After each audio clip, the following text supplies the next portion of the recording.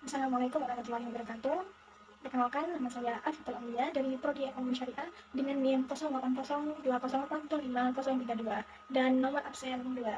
Di sini saya akan menjelaskan beberapa akad-akad yang ada di Lembaga Keuangan Syariah untuk memenuhi tugas ujian akhir semester fikih muamalah.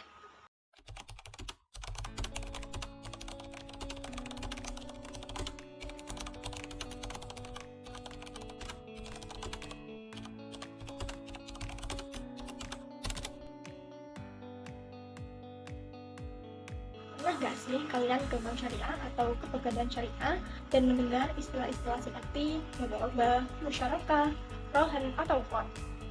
Jadi apa sih makna dari nama-nama tersebut dan bagaimana prakteknya yang benar-benar sesuai syariah di lapangan? Nah, di kesempatan kali ini saya akan mengajak teman-teman semua untuk mengupas tuntas keempat akad tersebut dari perspektif fikih muamalah, melihat persamaan dan perbedaannya, hingga mendeteksi mana praktek yang halal dan mana justru yang tercela. Mari kita bahas satu persatu. Pertama, mari kita bedah konsep dasar dan hukumnya dulu, dimulai dari akad mudharabah. Akad mudharabah adalah akad kerjasama suatu usaha antara pemilik modal atau sahibul mal yang menyediakan seluruh modal dengan pengelola atau mudharib, dan keuntungan usaha dibagi di antara mereka sesuai nisbah yang disepakati dalam akad. Nah, jadi akad mudharabah ini misal ada dua orang yang satunya itu memiliki modal uang tapi tidak memiliki waktu atau keahlian, sebut saja ini pemilik modal, dan satunya itu dia memiliki keahlian dan tenaga tapi dia tidak memiliki modal, sebut saja ini pengelola. Nah, mereka ini bekerja sama. Nah, yang mana pemilik modal ini menyetor uang 100% dan pengelola ini menjalankan usahanya. Nah, jika untung, bagi hasil itu sesuai dengan kesepakatan di awal. Nah, jika rugi finansial, kerugian penuh ditanggung oleh pemilik modal. Nah, selama bukan karena kelalaian dari pengelola, dan pengelola rugi waktu dan tenaga. Nah, dasar hukumnya ini sangat kuat dan diatur resmi dalam fatwa DSN MUI nomor 7 tahun 2000. Yang kedua yaitu akad musyarakah.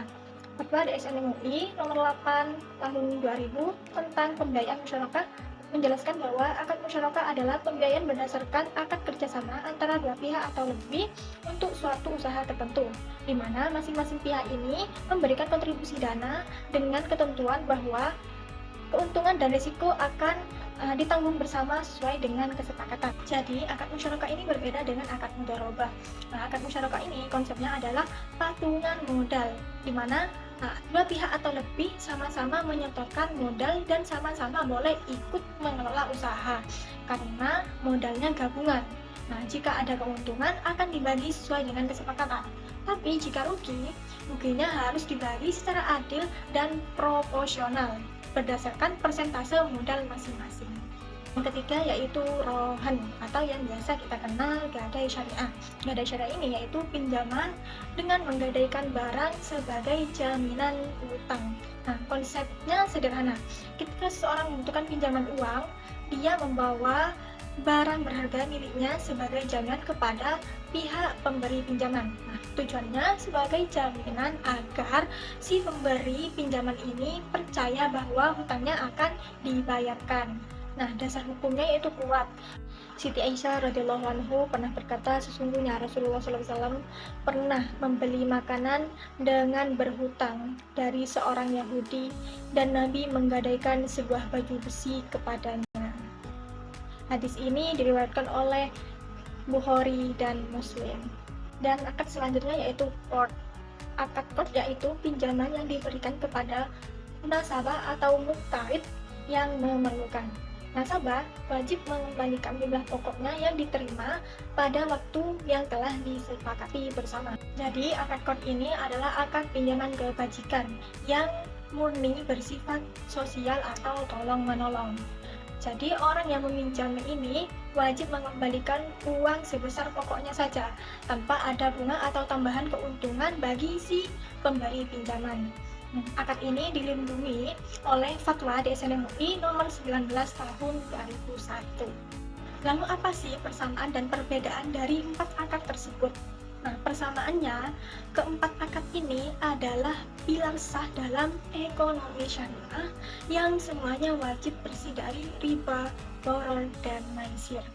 Perbedaannya terletak pada tujuan dan skemanya, di mana akad mudharabah dan musyarakah ini masuk dalam kategori akad tijari, yaitu akad komersial yang tujuannya memang untuk mencari keuntungan bisnis lewat bagi hasil.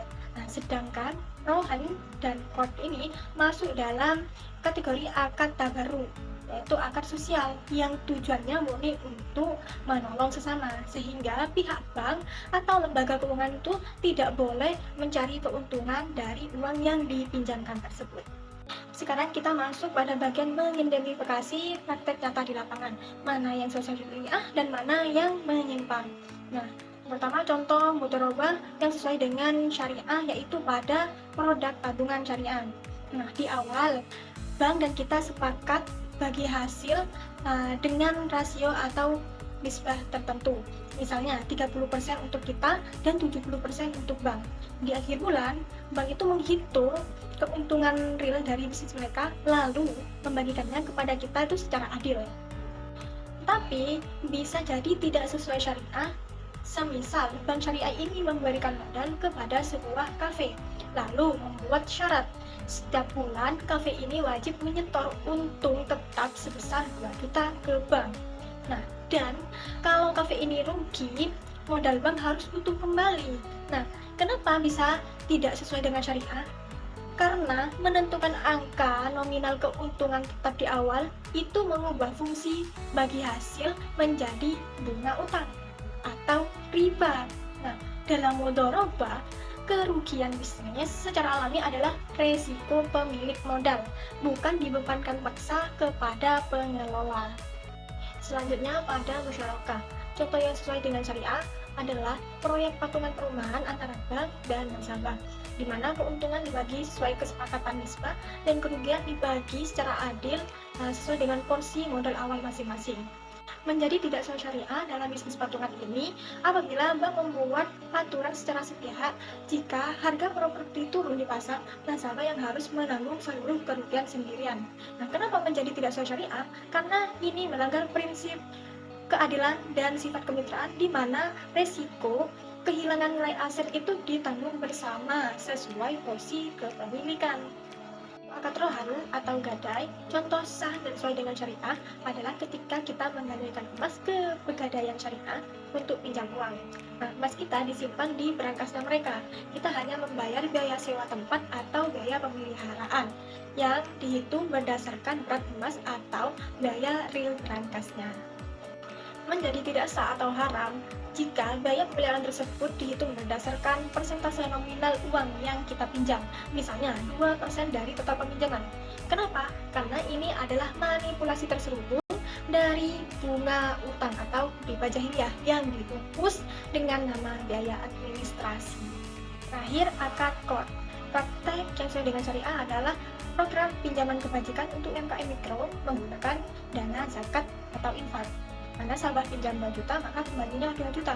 Bank hanya boleh memungut biaya administrasi real yang sangat kecil di awal untuk membeli materai atau mencetak dokumen. Namun, akad qard ini menjadi haram jika pada produk seperti dana talangan haji. Bank mengisyaratkan nasabah untuk mengembalikan uang pinjamannya dengan bonus wajib atau infak sukarela yang nominalnya sudah ditentukan sepihak oleh bank di awal. Hal ini mengacu pada kaidah fikih yang sangat tegas, di mana setiap pinjaman yang menarik keuntungan atau manfaat bagi pemberi pinjaman, maka statusnya adalah riba. Kesimpulannya teman-teman, Islam sudah mengatur ekonomi dengan sangat indah dan berkeadilan melalui akad-akad ini. Kuncinya adalah transparansi, keadilan, pembagian risiko yang seimbang, serta meniadakan segala bentuk eksploitasi atau riba. Dengan memahami konsep-konsep ini, kita bisa lebih bijak dan teliti dalam memilih produk keuangan syariah yang berkah dan menenangkan hati. Jika ada kesalahan dalam penjelasan saya, mohon maaf sebesar-besarnya, dan terima kasih sudah menyimak analisis ini sampai selesai. Semoga bermanfaat. Wassalamualaikum warahmatullahi wabarakatuh.